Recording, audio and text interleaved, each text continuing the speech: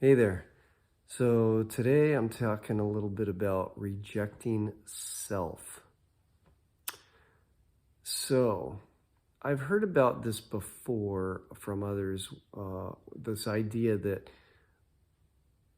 we somebody else can't really reject me, that uh, it's impossible for another person really to reject any of us, and that any rejection that happens is our own rejection of ourselves.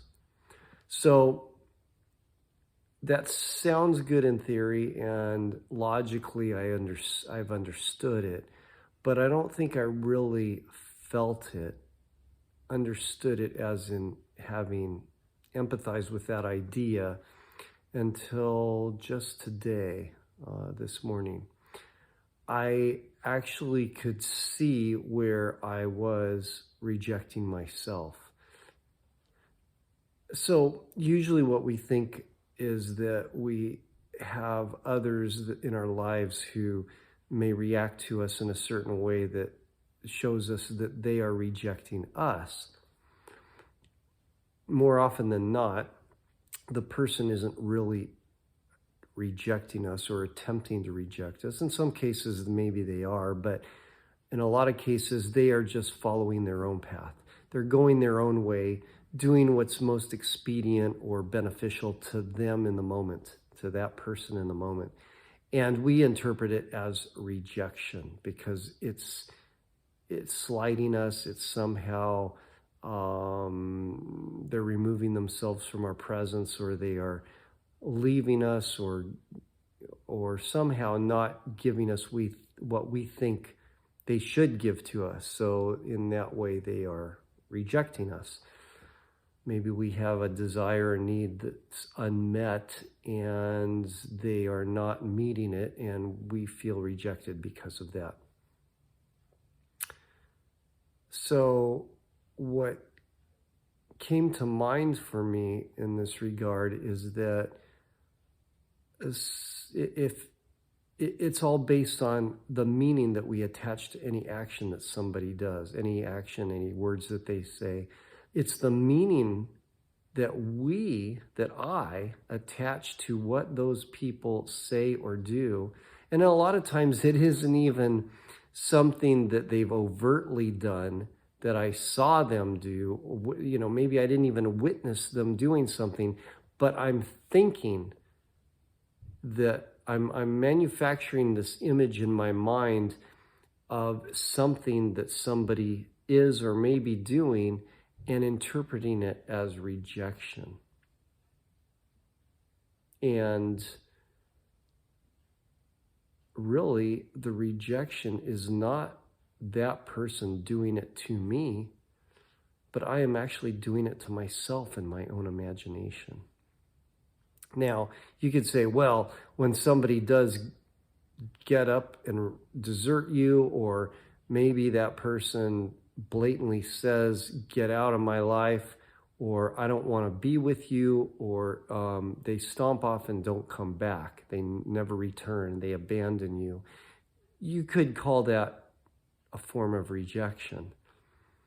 But ultimately, the feeling of rejection, the way it comes basically from the way I, as a person, interpret what that person did. So what I mean by that is everything that we feel is internal. It's all within us. So something that somebody does externally to us only impacts our insides if we allow it to. Now, oftentimes you may hear somebody say, you made me angry, or you did this to me, and I'm only acting this way because you did blah, blah, blah, or you said something that pissed me off.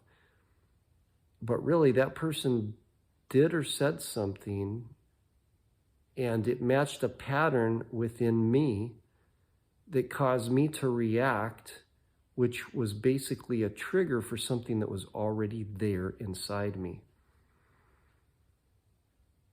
And the act of healing those patterns, allowing those patterns to dissolve and removing them, or just letting them dissipate, is the process of healing. Because then those things don't trigger me anymore. I guess a pinnacle example of what I'm talking about with regard to the perfect response is something that I brought up before, when Jesus was actually led to the cross. He was having nails driven into his hands. He was being whipped till his flesh was mutilated horribly and bleeding. He was stripped naked. He had a crown of thorns pressed into his head. And in that, he was able to say, "Father, forgive them, for they know not what they do."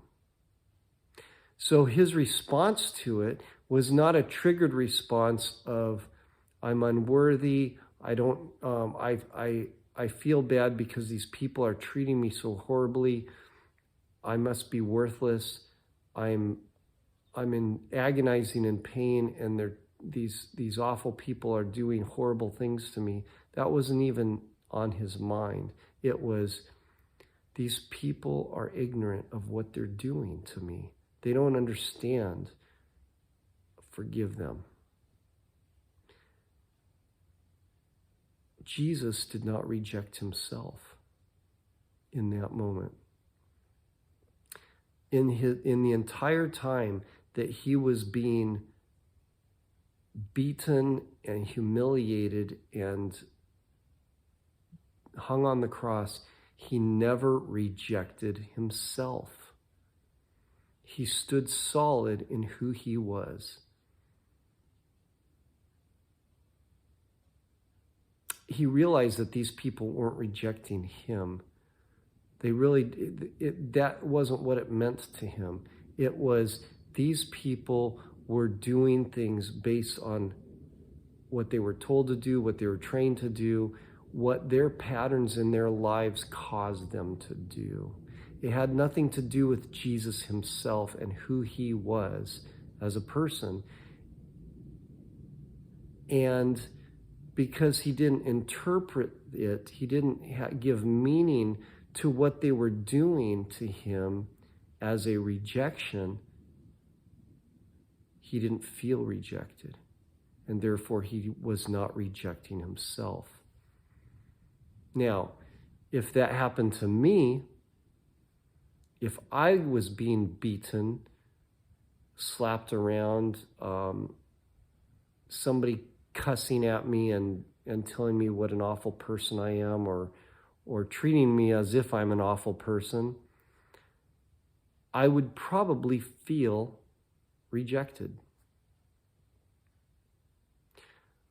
But that feeling is something that comes up from within me, and it's attached to certain thoughts, and it's attached to meaning. So my feelings about rejection are associated with the meaning that I give to what others are doing in my environment. And I can either choose to interpret that as a rejection, or I can choose to look at it as something that is bringing up certain sensations in my body that are causing me to feel rejected, which is really me rejecting myself. So that's the way I'm looking at this now. And as I look at it that way, I realize that how many different places, all the way back to my childhood, where I was really interpreting what even my mother and father were doing as a rejection of me, when actually it was me rejecting myself. Because my mom and dad probably did not think that they were rejecting me. They probably weren't intending to treat me like they were rejecting me in the instances where I felt that. but I interpreted it that way.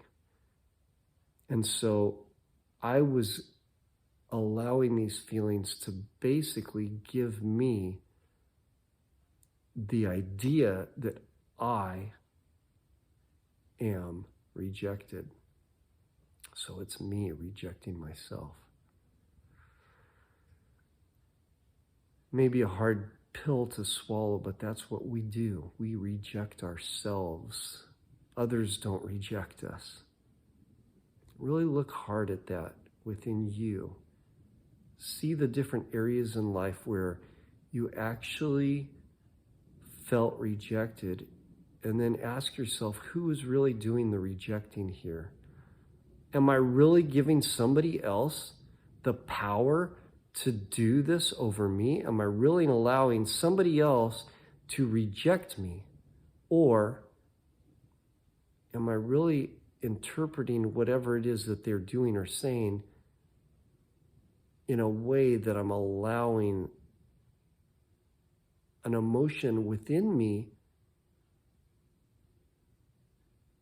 to feel like rejection, so that I actually am doing the rejecting